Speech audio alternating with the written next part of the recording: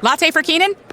That's me. Hey, you're Yeah. buying a car online on AutoTrader? Really? But unlike other sites, you can start online, test drive with a local dealer, then finish online or at the dealership. Really? Wait, are you Yep, it's key. able to finish in person without starting the process over? Really. Your info stays with you every step of the way. Cool. Enjoy. It's Keenan Thompson. Buy your car online on AutoTrader. Really. Hi, I'm Daniel Lucas, and welcome to Book 101. Review. Book 101 is all about the books that I read for the last 40 years. And today I have my special guest. She's a TEDx speaker, an author, and of course, the UK's top workplace culture expert, helping leaders understand why some people bloom at work, why others will, and how to fix the soil beneath them. None other than Miss Abi Adamson. Welcome, Miss Abi, on Book 101 Review. So, can you please introduce more about yourself that I missed? Pretty much got it. My name is Abi Adamson. I am a Brit living in America. I do workplace culture, anything that comes under the umbrella of workplace culture and people, how people are set up for success in the workplace and how they can be elevated and be nurtured into growth rather than stagnation and wilting. So yes, I work across all industries, different sectors, all levels of within an organizational hierarchy or matrix, everything from graduates all the way up to C-suite and board level. And I just want to help create happy, productive, inclusive workforces that set people up for success. Well, Miss Abi, here on Book 101 Review, we salute you, we celebrate you for sharing your knowledge and wisdom to us, as well as to the world. Thank you. So today, let's talk about all the hats that we mentioned. You've spent your career asking why some people bloom at work while others quietly wilt. Before we get into the framework, when did that question first become a personal for you? I'd say about 6 years ago, maybe during the pandemic, when we all were stuck during this new normal, and I really did not like that phrase because it was overused, but we were stuck at home. And people were, I'd already had the flexibility of working from home in my jobs anyway. So it wasn't nothing new to me, but certainly it gave me a lot of time to think. And I was actually just speaking to one of my friends. I was in her kitchen. This is how my book actually opens up in the intro. I was in her kitchen and I was complaining about all the things that were going wrong in the working world. And she was just like to me, you need to grow through what you go through. And I was like, what a brilliant term. And I started putting things together. When I started working more hardcore as a consultant and working with different organizations, the kind of challenges that I would see happening within these organizations were always people problems, right? But people problems are created by other people. And it was things that, yes, some were a lot more deeper because of legacy, but for the most part, it was things like once you remove the toxins within the organization, or once you give the right people the opportunity, or once you create steps for them to be successful, these problems start to iron themselves out. And that's how I started thinking about my framework. And that's how I started really funneling a lot of my thought process and my strategies into the framework that I have now built today. But it came through working with some terrible organizations as an employee myself. Latte for Keenan? That's me. Hey, you're Yeah. buying a car online on AutoTrader? Really? But unlike other sites, you can start online, test drive with a local dealer, then finish online or at the dealership. Really? Wait, are you Yep, It's key. Able to finish in person without starting the process over? Really. Your info stays with you every step of the way. Cool. Enjoy. It's Keenan Thompson. Buy your car online on AutoTrader. Really. Even when I was at leadership level, the kind of challenges that I faced and went through birthed who I am today. Very well said. Very well said. And the SERN framework treats culture like a garden, not a construction project. What Yes. does a leader see differently the moment they make the shift from architect to a gardener, Miss Abby? Well, I think for a leader to make that mindset reshift, they first have to admit that there's a problem. Because if you take your car to the garage or to the mechanics when you know there's a problem with your car. There are some people who are also in denial. I know people that will carry on driving a bad car just because they're like, it's nothing, or I'll fix it tomorrow, I'll fix it next year, until it becomes untenable and until the car becomes beyond drivable and becomes a danger. And that's exactly the same thing internally. A lot of the times, organizations and leaders within organizations look at their workplace as this kind of blueprint, like a concrete, something to build from. But actually, no, it's something that needs to be looked at as an ecosystem, because people are not blueprints. Life happens to all of us in different ways. We come from different backgrounds. We have different experiences. How we show up is going to be different. So you need to be able to build a culture that allows for that. Now, I'm not saying that all cultures can be molded. Some cultures cannot, because it works for the status quo and that's what it is. But before a leader even switches their mind frame into looking at an organization, like, hold on, our people are individuals here, and we need to build equitably. You need to admit that there's a problem. Otherwise, it just isn't going to work. So before we even get to the CERN framework, that's where I get called in. There is a problem. We don't know what it is. We know it's got to do with our people. How can you help, Abby? Indeed. How would you help? And let's walk through the soil of an organization. Ms. Abby, you've said the culture people actually experience is rarely the one on the career page. Mm-hmm. Where does a leader even begin to uncover what's really growing in their soil?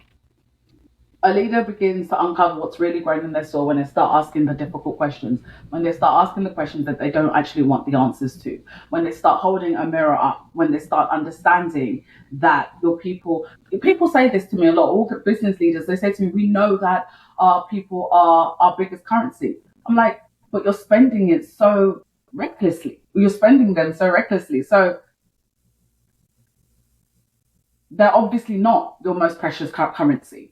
And to be able to do a discovery, and I say to them, are you ready? And it's not, but I don't go in, I'm not going to fix something that's not broken. Sometimes I've gone into organizations and I'm like, actually, this works quite well. Maybe these are the things that you can do a little bit differently to tweak, but I'm not going to reinvent the wheel for the sake of reinventing the wheel to make it look like I'm doing something. No, I don't do things like that. But for them to be able to, when I say gloves on, and that's how I, start the intro to my book, when I say gloves on, it's time to sift through the soil. You need to get your hands dirty, right? You Yes. need to go into the soil, to get into the soil, to get into the roots, to get to where the things have been planted. You need to be able to want to get dirty. And again, leaders need to be ready for that. And I see consultants out there that are very vanilla with their clients. They don't tell them the things that are really happening within their organizations because they're making good money and they don't want to rock the boat, or because they want to placate them. But that's just not my style. My style is, if you want to work with me, I will be firm but fair, and I will show you the good, the bad, and the ugly. Because there is good, I'm sure there is good, but there's also bad, and there's definitely ugly. It's just how much do people shield from you? Definitely, there will be a balance on it. And Miss Avi, exposure is one element of CERN. Mm. Who gets seen? Who gets high visibility projects? Yeah. In your experience, is that visibility gap usually intentional or just unconscious, and which is harder to fix? Great question. I think it's both, depending on the organization. Some organizations, they absolutely will give the same people the stretch assignments, the same people visibility, the same people get to rub shoulders with those in proximity to power, to position, to influence. And in other organizations, it is a little bit unconscious. I think to be honest, the ones that are hardest are the ones that know that they're doing it. Those are the hardest ones that I have found in my experience. The ones that do it unconsciously, they have this aha moment when you point it out to them, and they're like, "Oh my goodness, that certainly wasn't my intention," or "I had no idea I was doing that. Thank you so much for letting me know. How do we fix this?" But the ones that are intentionally doing it, they have made that decision to do it. So they are like, "This is how we do things. This is how it's working for us.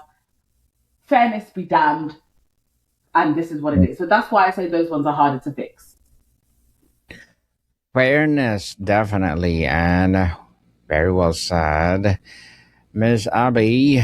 And you've written the merit was never really the issue in a workplace. At California Closets, we design for the little things. Take this moment of a woman getting dressed for an early meeting while her husband's still asleep. Sorry. And now, the California Closets version of that moment, featuring custom soft close drawers. Bedroom and home storage solutions by designers who get you. California Closets, more room for what matters. Equity. The real discomfort has always been about who gets to define it. Unpack that for me, and what do we get wrong when we talk about merit? I mean, we're seeing it right now globally with certain political powers and in certain organizations. We see that mediocrity is the in thing right now. It's what's fashionable to not know anything about your job and to be given the job because you are submissive and you placate those in power. And it's exactly the same in workplaces. When I have actually worked with people that didn't know anything about their job. They didn't know how to do their job. They didn't know how to execute their job. They didn't know how to pour into their job. But because they knew the right people, they were given promotions. Because they knew the right people, they were given pay rises, right? And so meritocracy is an absolute myth because there are certain demographics that are more educated, have more experience, have the better skill set, come from a real sturdy background that will always get overlooked because people that look like them and people and representations of themselves are not in the powers or the positions of power and influence. So meritocracy is completely out of the window. The people that should be, when people say, "Oh, I don't want to hire someone because of their identity," the identity politics plays a part. I'm like, yes, of course. But if you look at your leadership team, they all look exactly the same. So identity politics played a part in that too. So, but all of a sudden, when it comes to someone else's identity, that's when it's woke or it's DEI or it's things like that. When actually the very reason why we are all able to stand the way we stand is because of equity. It's because of inclusion. It is because of belonging. So yeah, it's unfortunately meritocracy. It just doesn't work like that. And it should. You should be getting promotions. You should be getting opportunities. You should be getting pay rises and whatever that might look like because of your job, because of merit. But instead, it's mediocrity that's winning the race here. Well said again, Miss Abbey. You left a career in film after watching nepotism had opportunity to the well-connected while brilliant people got nowhere. What Mm. did that the show about how organizations really work that you've never been able to unsee? Uh, I mean, the systems were built for people by people, right? They were built for certain people by certain people. And this is the thing with a lot of Fortune 500 companies, for example, they have a lot of legacy employees. A lot of, well, I know so and so, so therefore, I actually know someone that just got a job in a VP position, doesn't know anything about it's in a media company, doesn't know anything about the world of media at all, but because her child and the child of the CEO go to the same school, that's how she got the job. And Mm-hmm. so, this is a tale as old as time. This has been going. This is when I came out of film. That was over 20 years ago, and this is exactly the same thing that's happening. And actually, it's happening more now because we're almost regressing. After the death of George Floyd and the global awakening that happened around that time, we started seeing things move forward for the better. But as I said, due to global political influences, things are now regressing, and we're now going back to mediocrity over meritocracy. And that is why I wrote this book, because everyone deserves a chance of success, regardless of who you are or where you're from. Indeed. So, what's the title of the book, Miss Abbey? Here it is. I've got my author's copy, which my publisher sent out. It's called, if you go to Culture Blooming at the top of the screen there that you're sharing, if you Mm-hmm. go to the Culture Blooming tab, it's called Culture Blooming. About culture blooming, That's okay? the one. It's called Culture Blooming. This actual page was just made, so it's still being designed by my web developer. It's called Culture Blooming: Nurturing Workplaces Where People Grow. And as this book is the first to treat workplace culture like a garden instead of a construction project. And it has the SERN framework broken down. There's only 6 chapters actually. We made it nice and short. It's like around less than 40,000 words in total because I wanted readers to just be able to get to the point really quickly. So it breaks down the SERN framework: soil, exposure, roots, nutrients.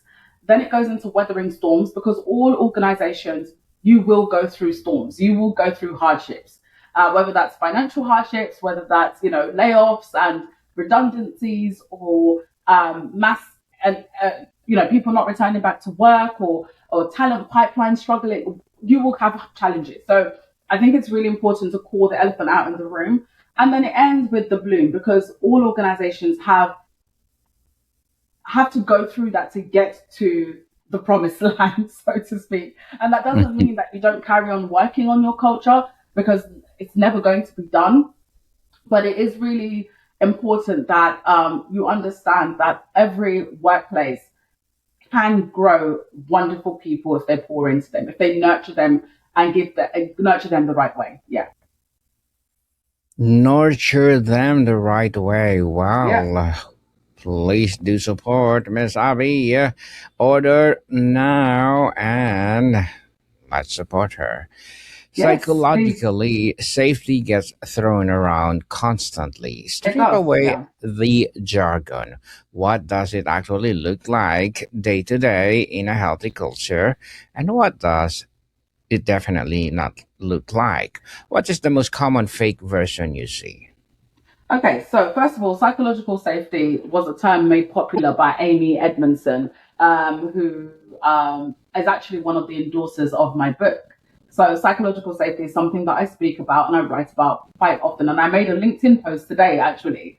It is not about being nicer or placating yourself. It's about being able to be who you are respectfully in a workplace, be able to challenge those in leadership and not have any fallout from it. It's been able to disagree with those in power and not find yourself on the outside. It's being able to show up in a way that is authentic. It's being able to say, hey, you know what? I didn't really like the fact that you spoke over me 3 times in that meeting. What's going on here? And it being a conversation rather than a disciplinary action. It is not about it is not about pretending everything is good all the time. It is not also about people walking on eggshells. A psychological safe place isn't one where you walk on eggshells. It is one where the eggshells are broken. It's broken, and you're like, okay, well, what can we do? How can we get more eggs? And how can we make sure that they remain sturdy, right? It is not about fragile Mhm. egos. It's not about fragile culture. It's about a culture that can heal itself through honesty. Mhm. Honesty is the best policy, as they said. It is when it's And done in the right way. I don't think, mhm. I've worked in organizations where honesty is the best policy, but they use honesty as a way to be disrespectful, to be dismissive, to be gaslighting. No, we want honesty that, yes, it is there, but it's rooted in kindness. It's rooted in fact. It's rooted in merit, right? That's the kind of honesty we want to see in organizations. Mhm. You're Lagos born, London raised, and now living Hmm. in the US. Hmm. How has navigating so many different cultural contexts, rooms that maybe were not built for you or shaped the Hmm. way you read a room and help leaders build ones that actually work for everyone? I'm very fortunate to be a global nomad, a digital nomad. Being able to live in different places has allowed me to be open to different people, different interpretations, different ways of thinking. I've never walked around it with a siloed mindset. And it's allowed me to be able to go into rooms and work with people that I probably would never really rub shoulders with.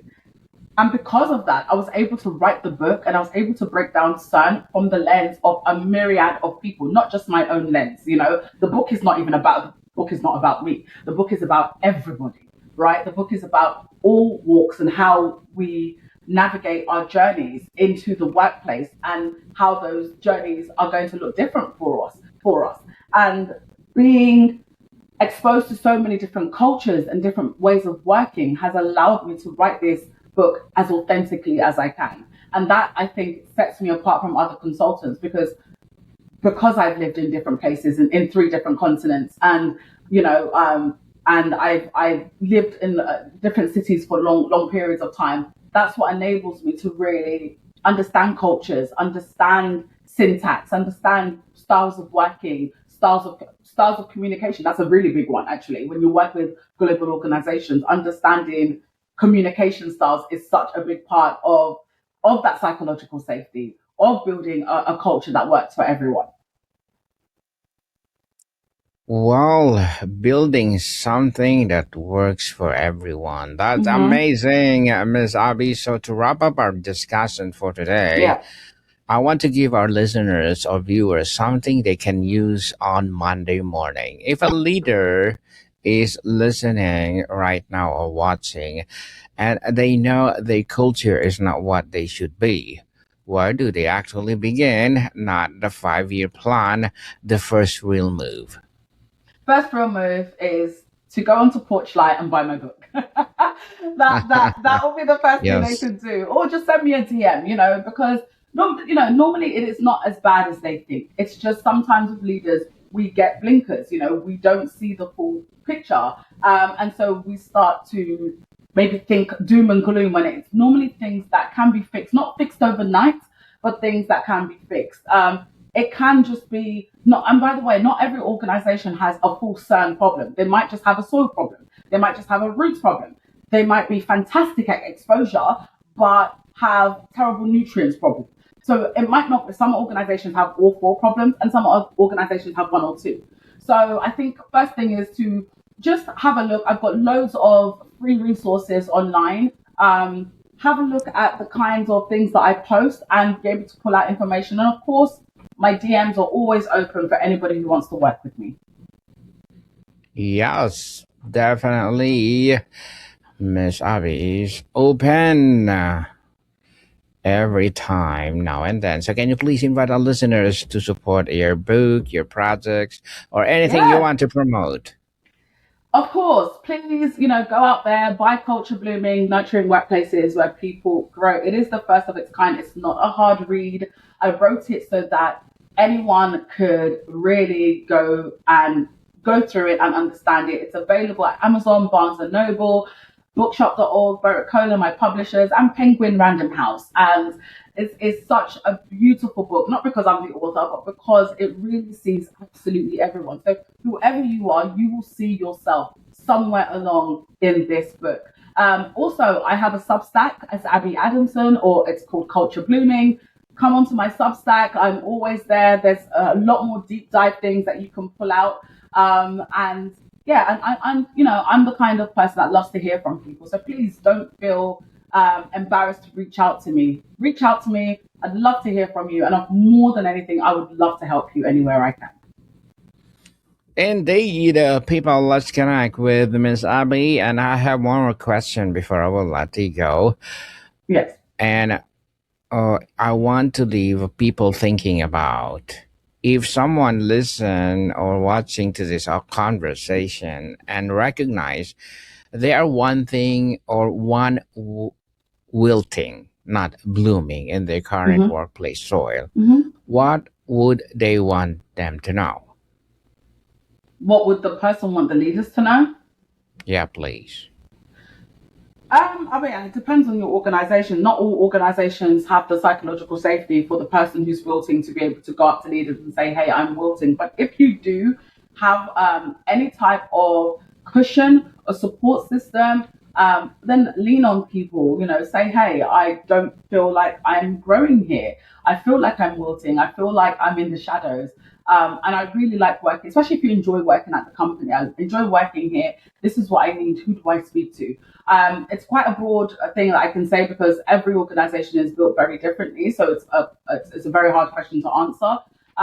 But the other thing is you cannot bloom in toxic soil. So if you have the opportunity and the means to be able to pause and step back and have a look at where you are, and if you can go to another organization or pour into yourself in a different way, then do that as well. Because, we are all unique. We are one of one. And it's really important to make sure that we look after ourselves first.